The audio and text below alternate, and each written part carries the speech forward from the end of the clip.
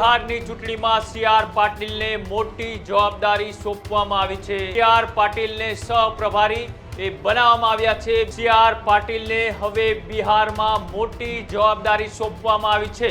તે હતા સી.આર. પાટીલ કે 149 સીટનો રેકોર્ડ હતો, તે રેકોર્ડ તોડીને સી.આર. પાટીલ 156 સીટે લઈ ગયા હતા। આજે બિહારમાં ભાજપની અને સાથે જેડીયુની સરકાર બનવી એક ખૂબ લૂંટાના ચણા ચાવી લેવા જેવો આ વખતે કાર્યક્રમ છે। સી.આર. પાટીલ અનેક વાર કહી ચૂક્યા છે કે મને છૂટા કરો, છતાં પણ સી.આર. પાટીલ જ અત્યારે પ્રદેશ અધ્યક્ષના પદ ઉપર યથાવત છે।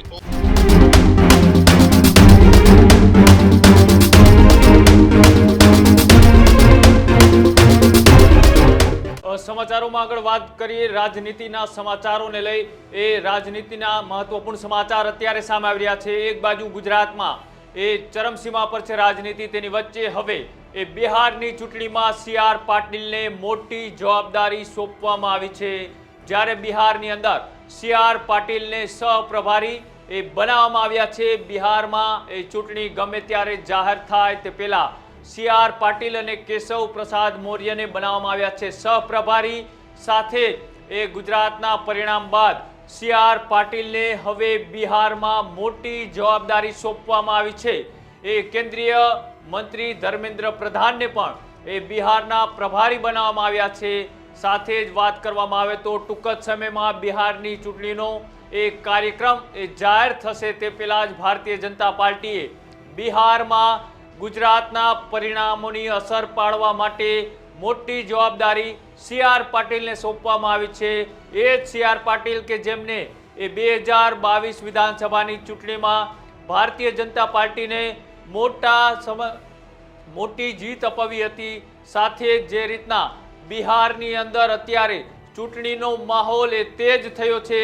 એક બાજુ રાહુલ ગાંધી, સાથે જ લાલુ પ્રસાદ યાદવની પાર્ટી તેજ પ્રતાપ સહિતના નેતાઓ, અને તેની વચ્ચે અનેક નેતાઓ હવે બિહારની અંદર ચૂંટણી પ્રચાર કરવા લાગી ગયા છે। એક બાજુ પ્રશાંત કિશોર, તેમની પાર્ટી પણ આ વખતે બિહારના મેદાનમાં છે।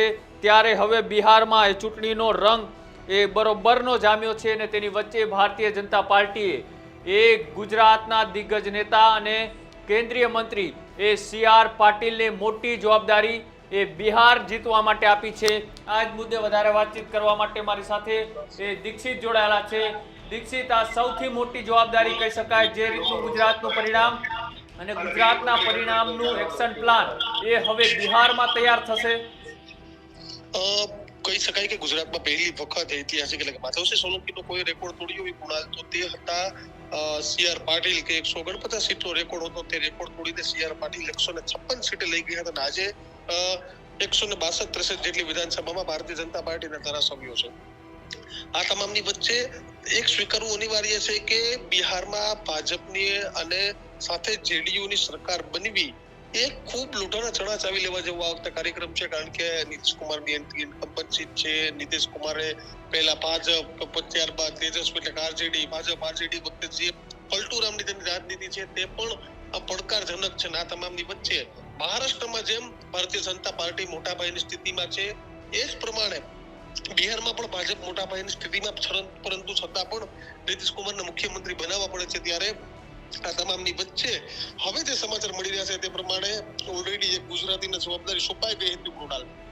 આપણે ભૂલવું ન જોઈએ કે ભીખુ દલસાણીયા ગુજરાતના જ સંગઠન પ્રભારી હતા અને તેને બિહારની જવાબદારી છેલ્લા ઘણા બધા સમયથી આપી દેવામાં આવી છે। હવે બીજા ગુજરાતીને ત્યાં મોટી જવાબદારી કાયદેસર આપવામાં આવી છે, તે છે સી.આર. પાટીલ કે જેઓ ગુજરાત ભારતીય જનતા પાર્ટીના અધ્યક્ષ છે, સાથે જ કેન્દ્રીય જળશક્તિ મંત્રી છે, અને સી.આર. પાટીલને તે મેદાને ઉતરવામાં આવ્યા છે। અને સુરત અને બિહારનું પણ કનેક્શન છે, ઘણા બધા બિહારીઓ સુરતમાં પણ છે। એટલે કે આ તમામ કનેક્શન ધ્યાન રાખી અને જે રીતે અંડર ટેબલ ઓપરેશન થાય છે તેમાં સી.આર. પાટીલ ખૂબ માહિર છે અંડર ટેબલ ઓપરેશન કરવામાં। એટલે આ તમામની વચ્ચે સી.આર. પાટીલને ખૂબ મોટી જવાબદારી અત્યારે આપવામાં આવી છે બિહારની ચૂંટણીમાં। કારણ કે ભારતીય જનતા પાર્ટી મોટા પાયાની સ્થિતિમાં છે, તથા તેમ છતાં પણ નીતિશ કુમારને સીએમ બનાવવા પડે છે। તો મહારાષ્ટ્રમાં જે રીતે સ્થિતિ થઈ કે સરકાર બનીને દેવેન્દ્ર ફડણવીસ સીએમ બન્યા, તો કદાચ બિહારમાં સરકાર બને અને બનાવવા માટે તે તમામ એફર્ટ્સ લગાડવા પડે। અને બીજું એટલી જ જરૂર કૃણાલ પૈસાની પણ હોય છે। તો બિહારની ચૂંટણીમાં કઈ રીતે પૂરેપૂરા પૈસાઓ લઈ શકાય, કઈ રીતે પૈસા વાપરી શકાય, લોકો સુધી કઈ રીતે પહોંચાડી શકાય।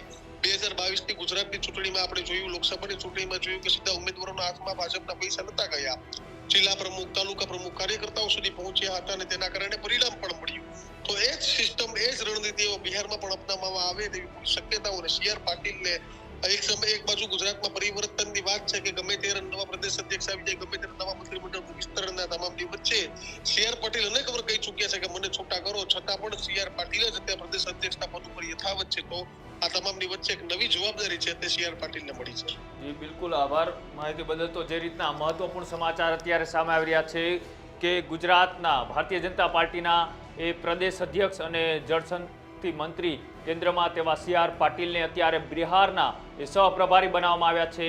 ગુજરાત અને બિહારનું કનેક્શન પણ એ ઘણી જગ્યાએ જોડાયેલું છે અને સાથે વાત કરવામાં આવે તો એ બિહારનું પોલિટિક્સ એ અલગ પ્રકારનું પોલિટિક્સ છે. જે રીતના એ બિહારની અંદર સ્ટેટ લેવલની પાર્ટી આરજેડી હોય, જેડીયુ હોય કે ચિરાગ પાસવાનની પાર્ટી હોય, અને આ વખતે એક નવી પાર્ટીનો ઉમેરો થયો પ્રશાંત કિશોરની.